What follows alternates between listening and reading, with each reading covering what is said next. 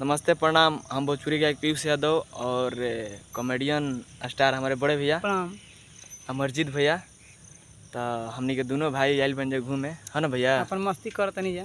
हाँ, और हमनी के फील्ड और आयल बनी जाए घूमे और आनी तो सोचेंगे कि चले भैया तनी एगो छोटा वीडियो बना लेवे के। हाँ तब का। और अमरजीत भैया तो जानते बनी पहचान के मोहताज नहीं की, और हमरो भैया का आशीर्वाद ले एगो छोटा वीडियो वायरल चलता।